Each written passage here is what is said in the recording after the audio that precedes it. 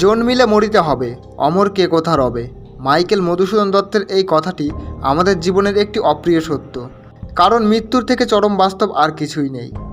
আর এই মৃত্যু থেকে বাদ যায়নি বড় বড় রাজা মহারাজা। আমাদের ইতিহাসে এমন বহু শাসক ছিলেন যারা নিজেদের শক্তিশালী সাম্রাজ্যের জন্য বিশ্ববিখ্যাত হয়ে গেছেন। এদের মধ্যে অনেকেই ছিলেন নৃশংস, আবার অনেকেই ছিলেন মহান। আজকের ভিডিওতে ইতিহাসের এমনই 5 জন শক্তিশালী শাসকের বিষয়ে জানাবো যাদের মৃত্যু খুবই নৃশংসভাবে হয়েছিল। সাথে এটাও দেখব এই শাসকদের কবর এখন কোথায় আছে। বন্ধুরা, আমি এসকে রয়েছি আপনাদের সাথে। তো চলুন শুরু করা যাক আজকের ভিডিও। এই তালিকায় প্রথমেই রয়েছে ভারতের অন্যতম শাসক আলাউদ্দিন খিলজি, যাকে অনেকে মহানভাবে আবার অনেকে নৃশংস মনে করেন। আলাউদ্দিন খিলজির জীবনের শুরুটা কিন্তু মোটেই সহজ ছিল না। সুলতান হওয়ার জন্য অনেক লড়াই করেছিলেন আর ভারতে একটি বিশাল বড় সাম্রাজ্য তৈরি করেছিলেন। আলাউদ্দিন খিলজির জীবনের বহু রহস্যের মধ্যে তার মৃত্যুটাও একটি রহস্য হয়ে গেছে।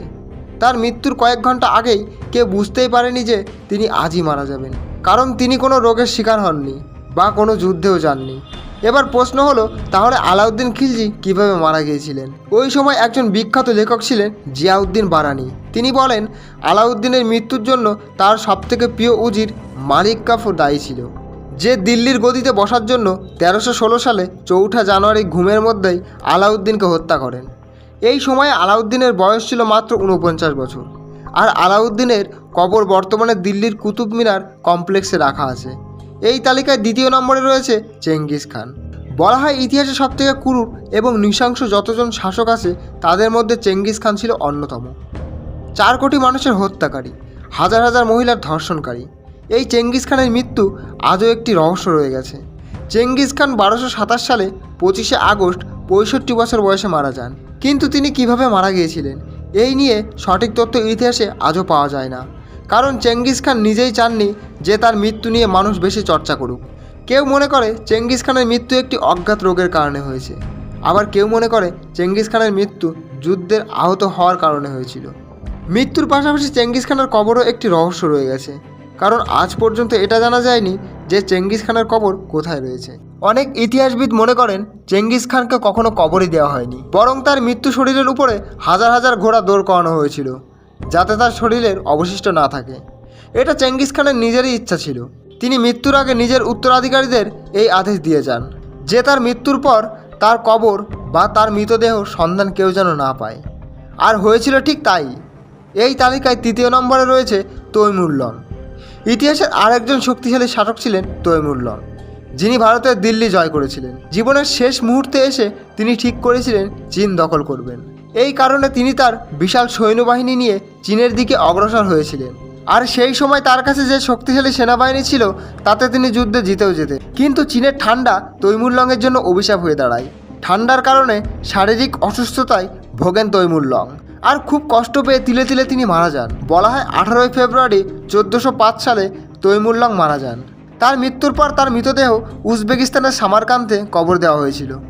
তবে তৈমুরলংয়ের কবর নিয়ে একটি রহস্য রয়েছে।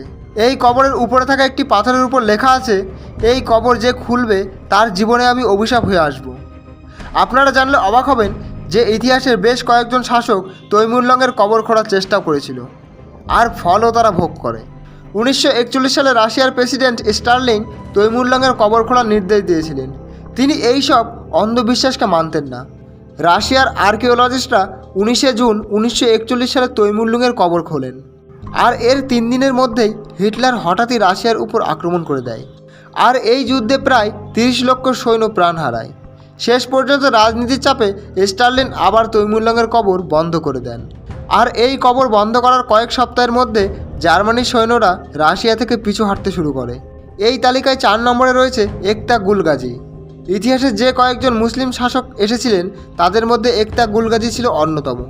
লাগাতার মঙ্গলদের আক্রমণে যখন মধ্য এশিয়ার মুসলিম জনগণ ভেঙে পড়েছিল তখন তাদের মাসিয়া হয়ে সামনে এসেছিলেন একতাক গুলগাজি, আর তিনিই অটোমান সাম্রাজ্যের ভিত তৈরি করেছিলেন। তবে আপনাদের জানিয়ে দিই, একতাক গুলগাজির মৃত্যু কোনো যুদ্ধ বা কোনো রোগের কারণে হয়নি। তিনি দীর্ঘদিন শাসন করেছিলেন আর 1280 সালে বার্ধক্যের কারণে মৃত্যু হয়। একতাক গুলগাজির কবর তুর্কিস্তান শহরে রয়েছে। সেখানে তিনি বেঁচে থাকাকালীন যে কটা রাজ্য দখল করেছিলেন সেই সব এলাকার মাটি দিয়ে তাকে কবর দেওয়া হয়েছিল। এই তালিকায় 5 নম্বরে রয়েছে দ্বিতীয় বাহাদুর শাহ জাফর। যিনি মোগল সাম্রাজ্যের শেষ সম্রাট ছিলেন, যে মোগল সাম্রাজ্যে একটা সময় ভারতে রাজ করত। সেই মোগলদের ছলে বলে কৌশলে দুর্বল করে দিয়েছিল ব্রিটিশ ইস্ট ইন্ডিয়া কোম্পানি। বাহাদুর শাহজাফর দিল্লির শেষ শাসক ছিলেন, যিনি ব্রিটিশদের বিরুদ্ধে যুদ্ধ ঘোষণা করেছিলেন। কিন্তু সেই সময় মোগলদের থেকে ব্রিটিশরা অনেক বেশি শক্তিশালী ছিল, তাই ব্রিটিশদের সামনে টিকতে পারেনি মোগল সৈন্যরা। যুদ্ধে হেরে ব্রিটিশদের কাছে বন্দী হয়ে যান বাহাদুর শাহজাফর। সেই সময় ব্রিটিশরা বাহাদুর শাহজাফরকে রেগুনে পাঠিয়ে দেয়। আর 1862 সালে 7ই নভেম্বর 87 বছর বয়সে খুবই কষ্ট পেয়ে তিনি তিলে তিলে মারা যান। বলা হয় বাহাদুর শাহজাফরের শেষ ইচ্ছা ছিল তাকে তার পরিবারের লোকজনের পাশেই যেন কবর দেওয়া হয়, মানে দিল্লিতে। কিন্তু ইংরেজরা তার শেষ ইচ্ছাটাও সম্মান জানায়নি। বাহাদুর শাহজাফরের মৃতদেহকে রেগুনেই কবর দেওয়া হয়। তো বন্ধুরা, এই ছিল ইতিহাসের 5 জন শক্তিশালী শাসকের মৃত্যুর কারণ, আর তাদের কবর কোথায় দেওয়া হয়েছে তারই কিছু ইতিহাস। ভিডিওটি যদি ভালো লাগে অবশ্যই একটি লাইক দিয়ে সাবস্ক্রাইব করে পাশে বেল আইকন প্রেস করে দিন।